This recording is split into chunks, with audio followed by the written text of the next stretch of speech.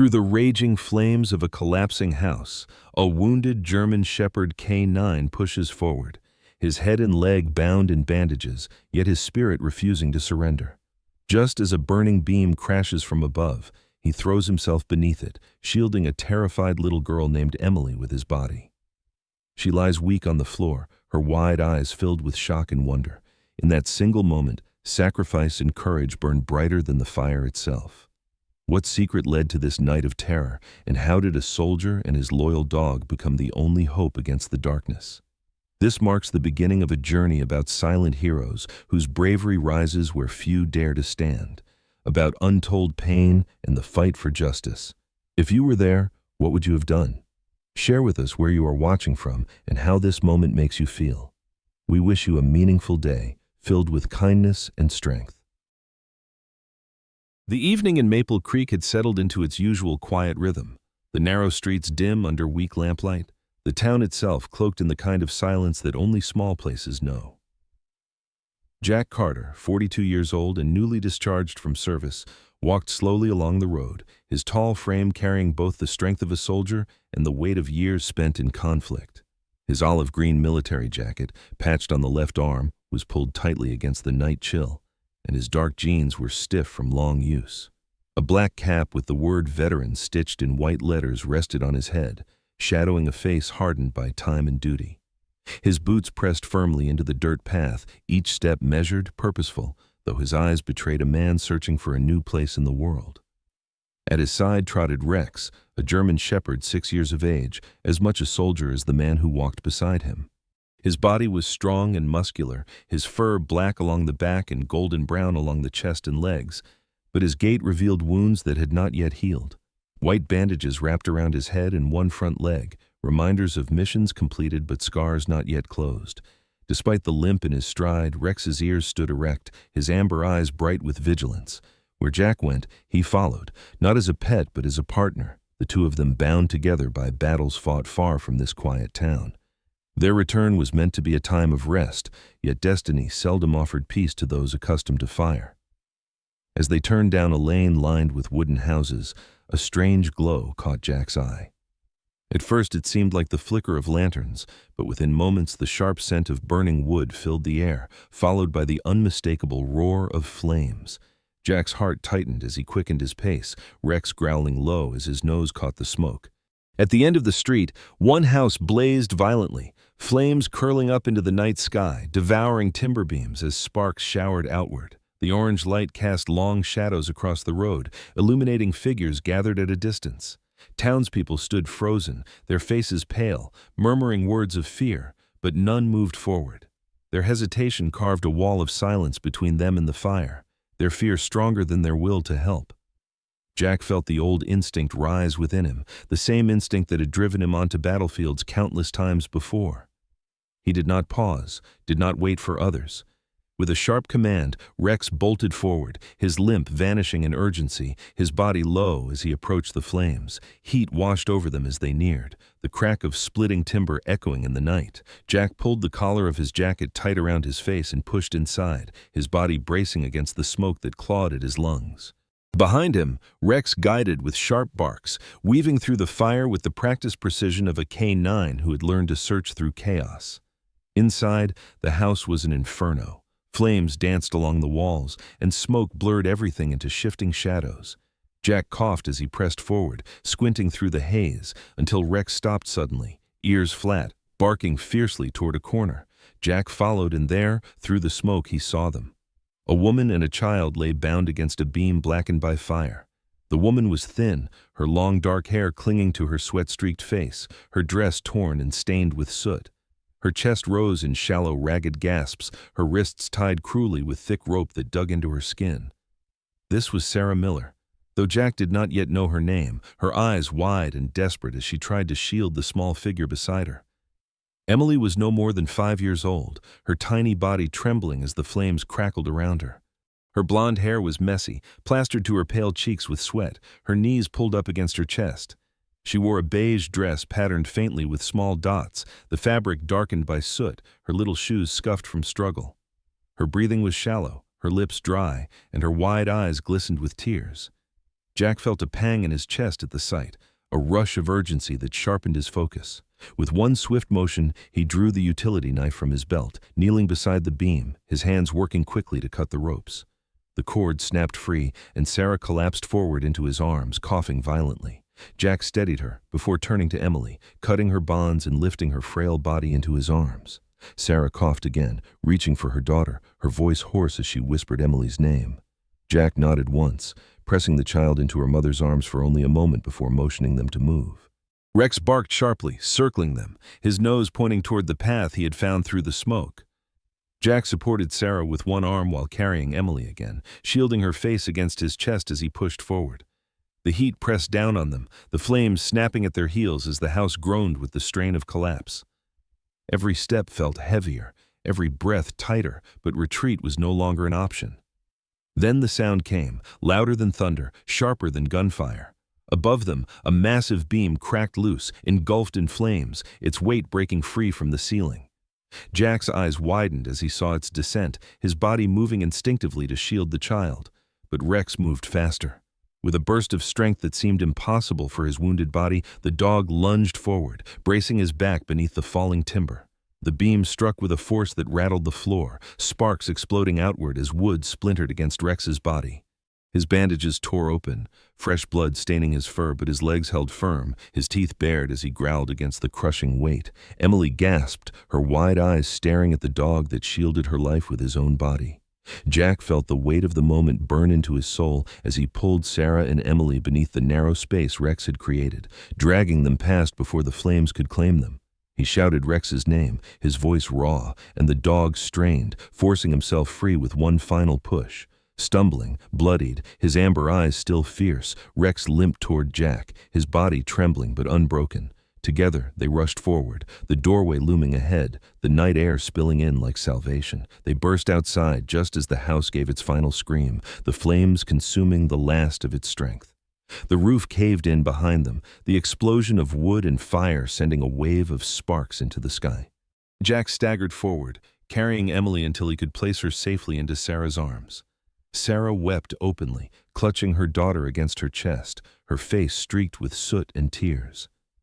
Rex collapsed onto the ground beside them, his breaths heavy, his fur singed, but his eyes locked onto the child he had saved. Jack knelt and laid a hand on the dog's back, his voice low, steady, filled with gratitude that words could never truly carry. Around them, the townspeople still stood at a distance, their eyes wide, their mouths tight with unspoken shame. They had watched, but done nothing, their fear stronger than their humanity. Jack's gaze swept over them, his jaw tightening, but he said nothing. The fire had already spoken, and its verdict was clear.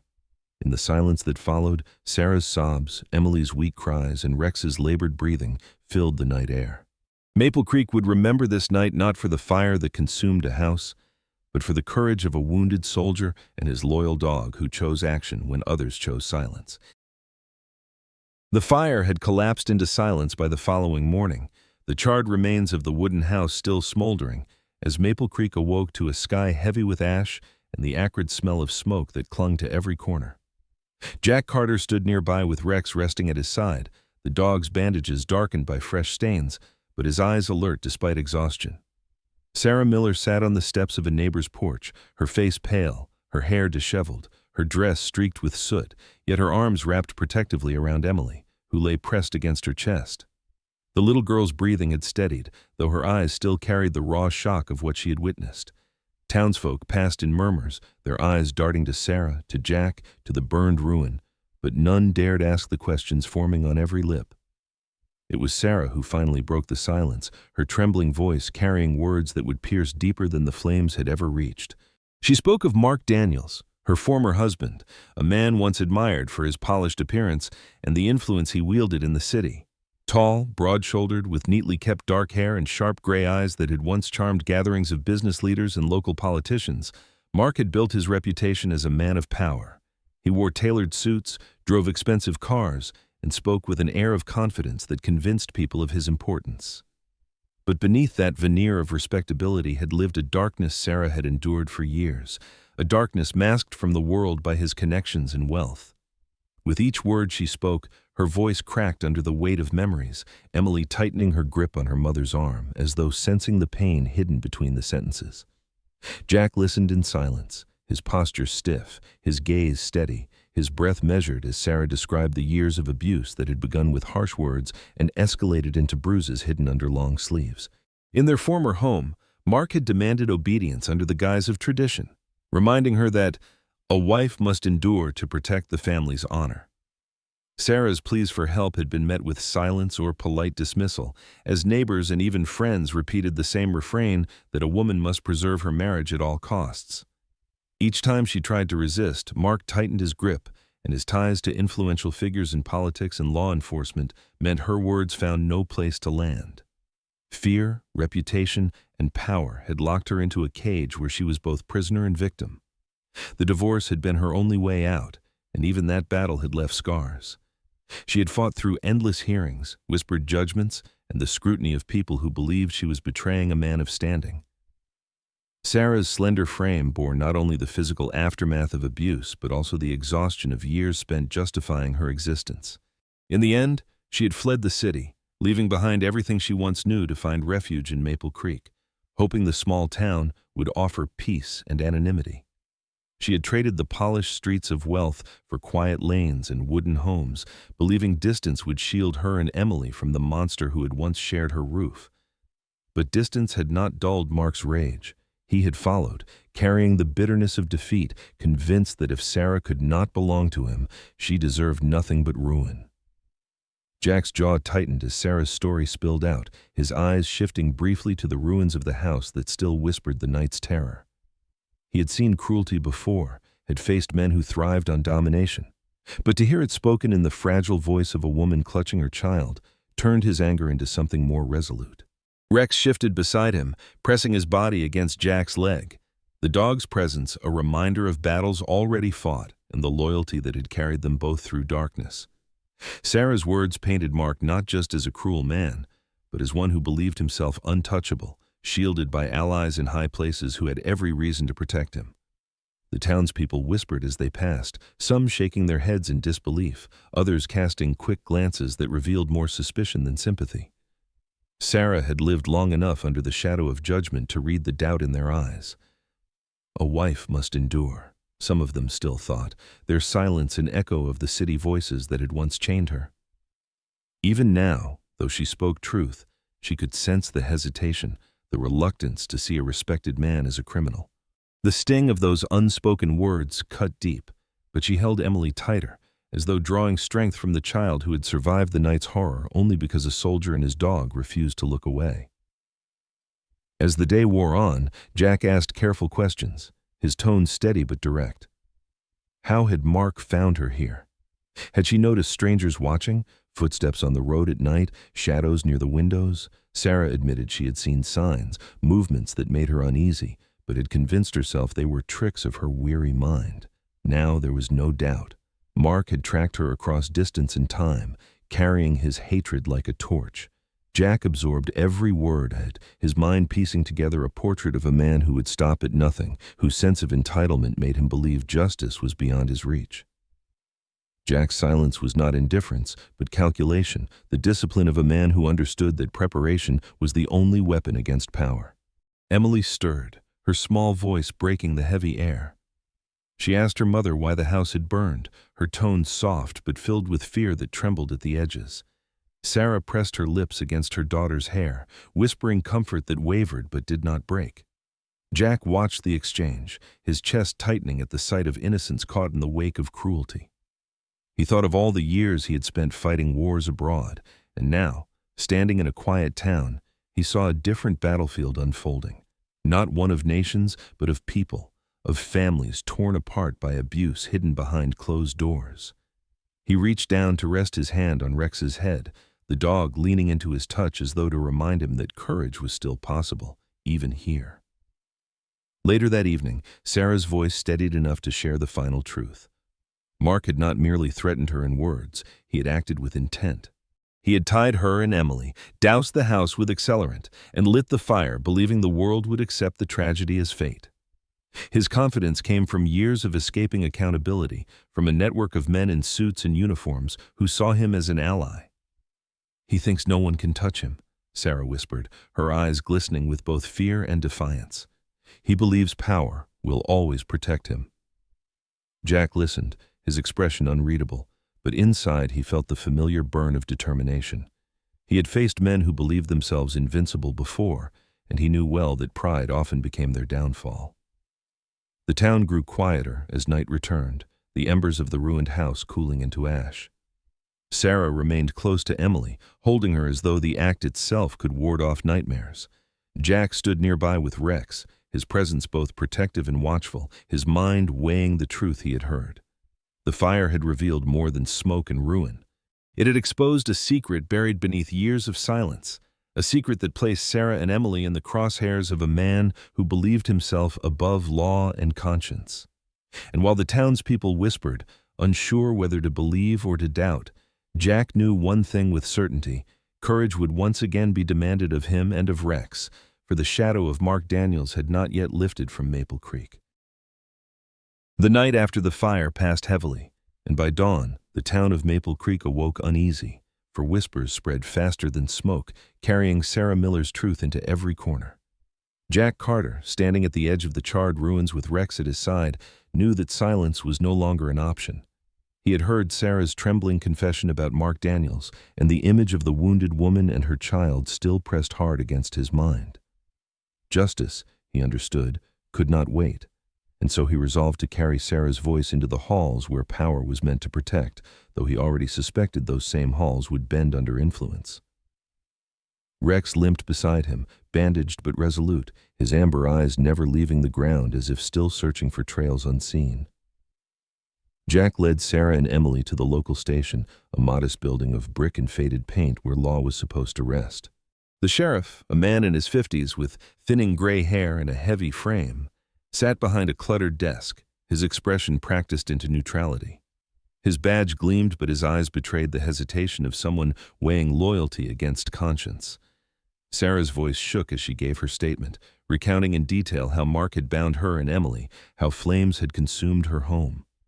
Jack stood firm beside her, his tone calm but sharp as he filled in the gaps with what he had seen.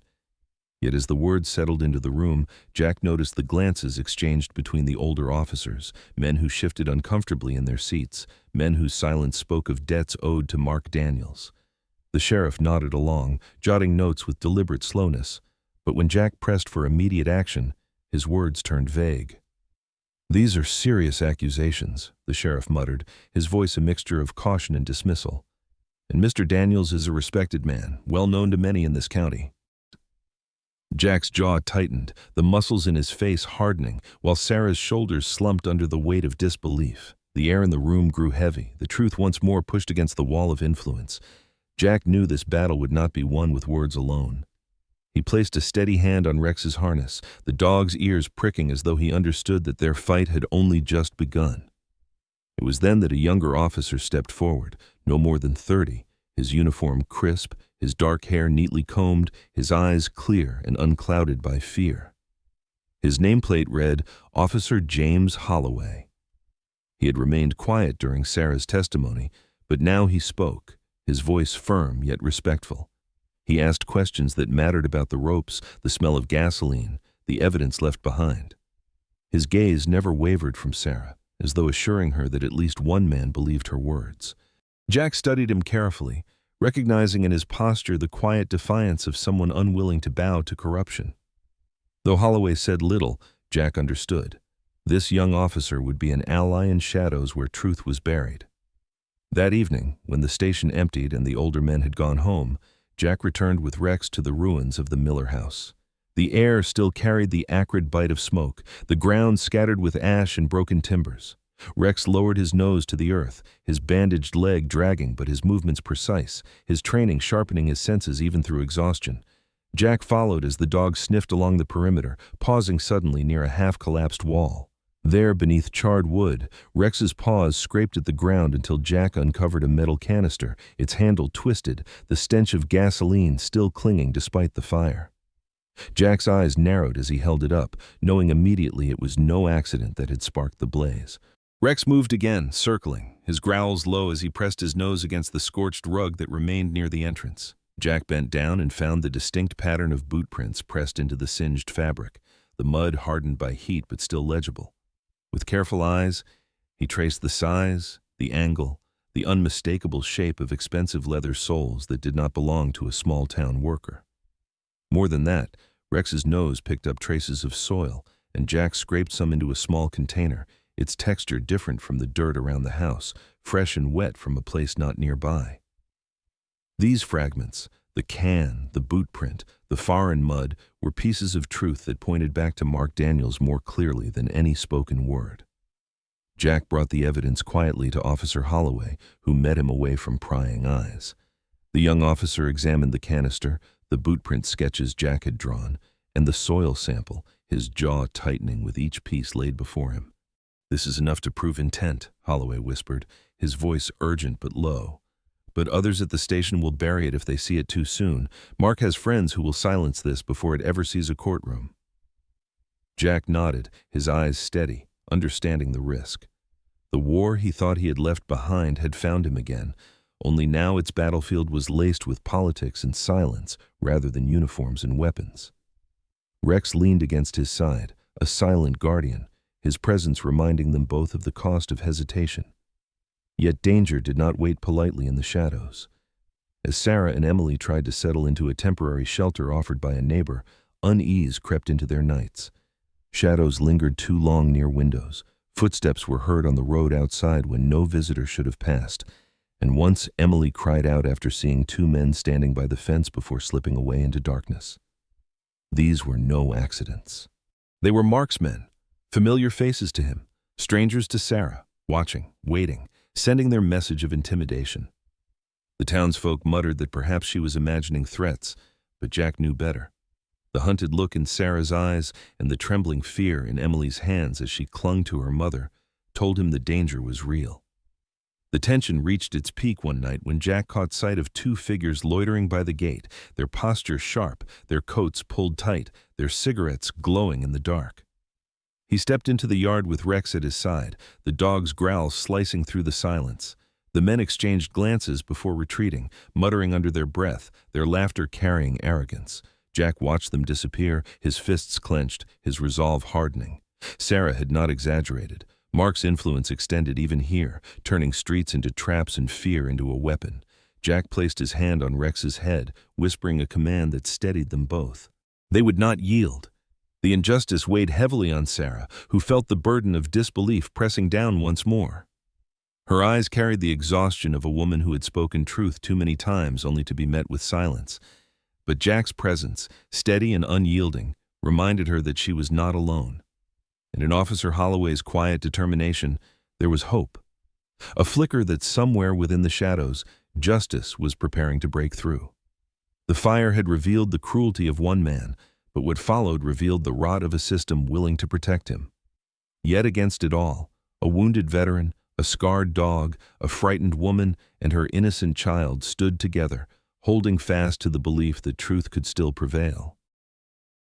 The tension in Maple Creek had grown heavier with each passing day, as whispers of Mark Daniels' shadow hung over every conversation, and even the younger officer James Holloway admitted to Jack in hushed tones that Mark was moving men and money behind the scenes to choke any attempt at justice. Jack had lived too long with the weight of corruption to be surprised, but his anger sharpened with every sign that Sarah and Emily were still not safe. Winter had deepened, and snow blanketed the town and forest beyond, the stillness of white hiding dangers beneath. Mark had vanished into that forest, retreating into the dark pines where the cold air bit like knives, yet everyone knew his absence was not surrender. It was preparation. The night the storm came, Maple Creek seemed abandoned, its streets swept clear by wind, its lamps blurred behind sheets of falling snow. Inside the small shelter where Sarah and Emily had taken refuge, the fire cracked softly, shadows flickering on the walls, while Jack kept his post near the window, Rex lying at his feet.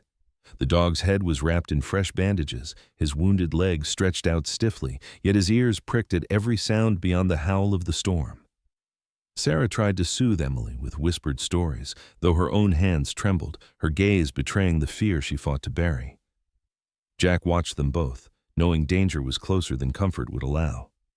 It arrived with footsteps muffled by snow, a knock not of courtesy but of threat.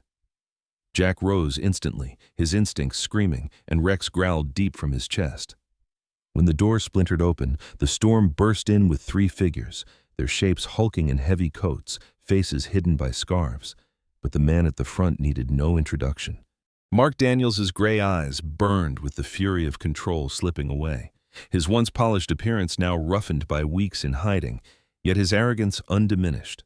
He carried himself like a man who still believed the world owed him obedience, flanked by 2 younger men, jittery and unsure, whose loyalty came from fear rather than conviction. Sarah's gasp broke the moment, her arms tightening around Emily, who clung to her mother's dress, eyes wide with terror. Jack stepped forward, his shoulders squared, his voice low but steady. "It ends tonight, Mark." The storm howled through the broken doorway, carrying Mark's bitter laugh as he advanced. "No, Carter," he sneered. "It ends when I decide, child." "And she," he pointed toward Sarah, "will never speak again." His words were venom wrapped in certainty, the belief of a man who had bent law and loyalty to his will for too long. Jack tensed, Rex lowering his body, ready despite the wounds that slowed him. Mark lunged suddenly, and chaos erupted.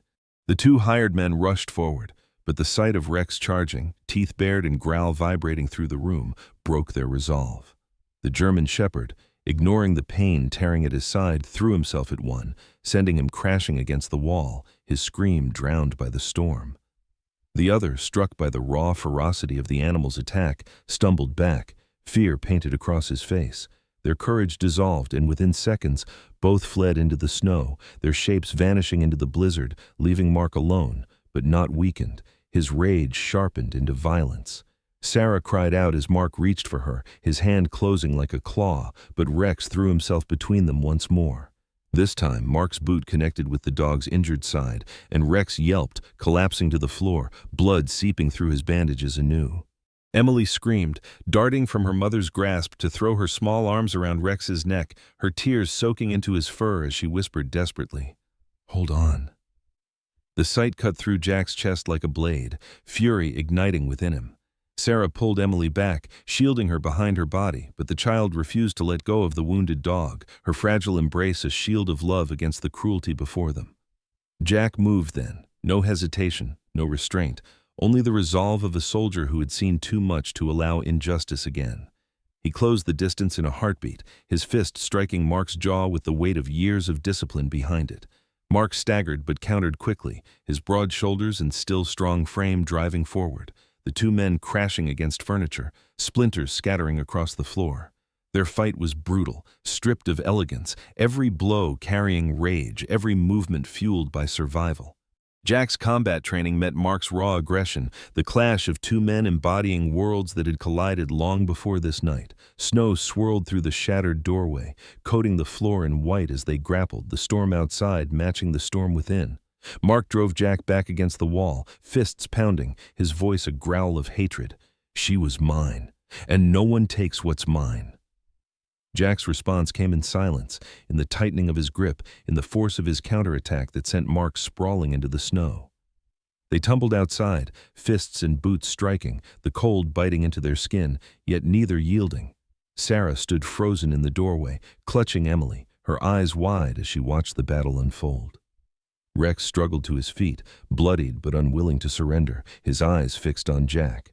Emily pressed herself against him, her tiny hands stroking his fur, her voice whispering courage into ears that had heard too many commands of war. The bond between child and dog shimmered in the dark storm, a fragile yet unbreakable reminder of what they fought for. Jack saw it, even as he exchanged blows with Mark, and it drove him harder, each strike carrying not just strength but purpose, the protection of innocence, the defense of those who had been silenced too long. The fight dragged into the snow until at last Jack found the opening. With a final surge, he drove his shoulder into Mark's chest, knocking the man onto his back. Jack's fist crashed down once, twice, until Mark's resistance broke, his body sprawled in the whiteness, his breaths ragged, his fury drained into the storm. Jack rose slowly, chest heaving, blood staining his lip, his hands raw, but his stance unshaken. He looked down at the man who had terrorized Sarah and Emily, who had twisted power into violence, and though his eyes burned with anger, his restraint held. He had fought to end cruelty, not to become it.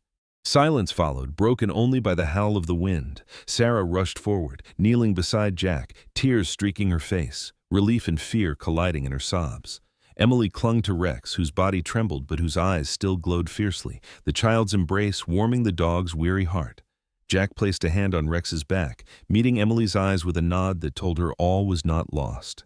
The storm still raged, but in that moment, courage had triumphed against the darkness pressing on all sides. The storm had passed, leaving Maple Creek buried in a stillness that seemed almost unnatural, the snow-covered ground glistening under a pale winter sun. Mark Daniels had been dragged from the blizzard by officers, his face bruised, his arrogance cracked but not yet broken, and Sarah clutched Emily as though afraid the night would repeat itself. Jack Carter stood near with Rex leaning against his leg, the dog bloodied but unyielding, amber eyes still glowing with a fierce light. In the silence that followed the battle, the truth no longer whispered but screamed, and Jack knew the time had come to carry everything Rex had uncovered into the light of law. The fight in the snow had ended, but the greater trial lay ahead, not in the forest, but in the courtroom. Weeks later, the courthouse in the county seat buzzed with tension, its wooden benches filled with townspeople who had once whispered doubts about Sarah but now came to see the reckoning. The hall smelled faintly of old varnish and dust, sunlight cutting through tall windows to illuminate the faces of men and women waiting for judgment. At the center sat Mark Daniels, his tailored suit restored, his hair slicked back into the polished formality of the man he had always pretended to be. Yet beneath the veneer, his eyes burned with fury, and his jaw tightened whenever Jack entered the room with Sarah, Emily, and Rex at his side. Officer James Holloway, the young policeman who had chosen truth over silence, sat nearby, his posture straight, his gaze locked on the proceedings, prepared to speak despite the risks.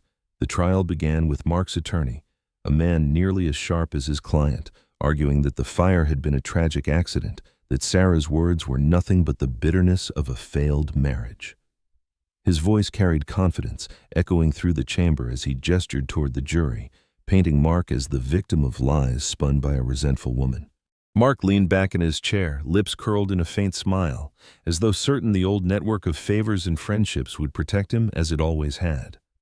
But then the evidence came, each piece like a stone against the wall he had built. Jack was called to testify, his words steady as he described what he had seen that night, his hands gripping the witness stand, his eyes unwavering. He spoke of the ropes cutting into Sarah and Emily's wrists, of the gasoline stench clinging to the ruins, of Rex straining beneath a burning beam to shield a child. Holloway followed, presenting the gas canister still stained with residue, the sketches of boot prints traced in soot, and the soil sample tested against land owned by Mark. Every detail pointed back to him, not as a victim but as the architect of destruction. Rex sat quietly near the front, his body bandaged, his ears alert. The courtroom hushed when the judge acknowledged his part in uncovering truth, a living testament of loyalty and sacrifice. Mark's composure cracked when the evidence piled too high to dismiss. He rose in anger, his voice rising as he denied, twisting stories, pointing fingers, his words bitter with desperation. "They conspired against me," he shouted, his hands slamming the table, but his performance only revealed the arrogance that had driven him to believe he was untouchable. Sarah's turn came, her voice trembling but clear, her eyes shining as she recounted years of silence, years of bruises hidden, of cries ignored. She described how she had fled only to be followed, how Mark's power had chained her even when his hands could not. Emily clutched her mother's hand, the child's wide eyes watching the man who had tried to erase them.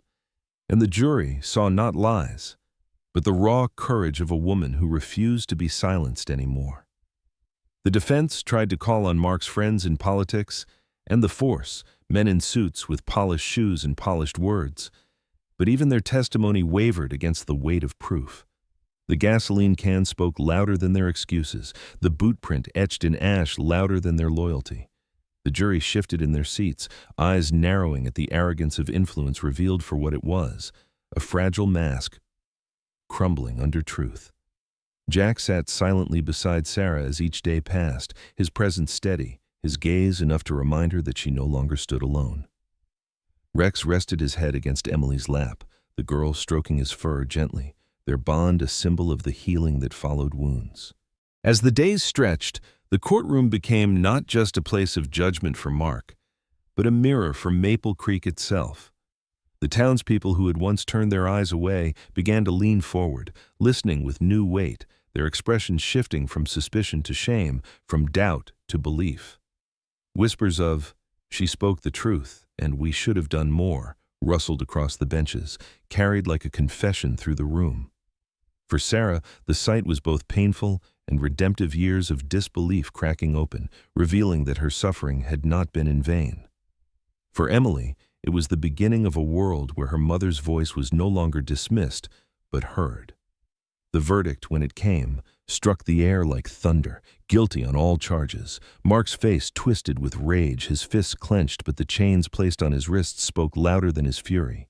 The courtroom exhaled as if released from a long-held breath. Sarah's tears flowed freely. Emily buried her face into her mother's shoulder, and Jack lowered his head in solemn relief. Rex barked once, sharp and clear, as though declaring victory not just for them but for every moment of silence endured. Holloway met Jack's eyes across the room, a nod passing between them, unspoken recognition that courage in shadows had led to this day.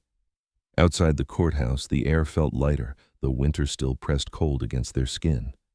Sarah stood with Emily wrapped in her arms, the townspeople approaching in hesitant steps, offering words of apology, of support, their voices softer now, tinged with humility. For the first time in years, Sarah felt not the weight of judgment, but the warmth of a community learning to see her as more than a victim. Jack stood apart for a moment, his gaze distant, his thoughts drifting over the years of war, the years of wandering, the battles fought and lost.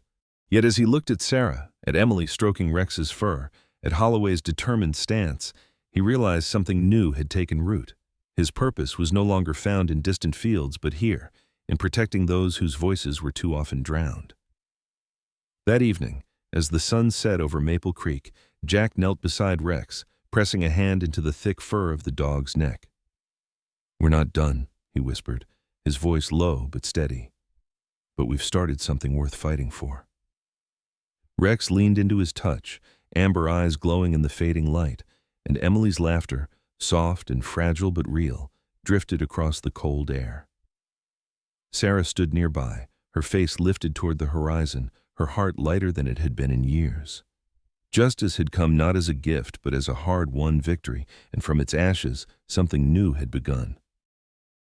Everywhere in the world, there are people who carry heavy burdens in silence, who face prejudice and pain yet still choose to rise with dignity. Their lives remind us that compassion is not weakness, but the strongest force we can give to one another, and that true heroes are often those whose sacrifices remain unseen.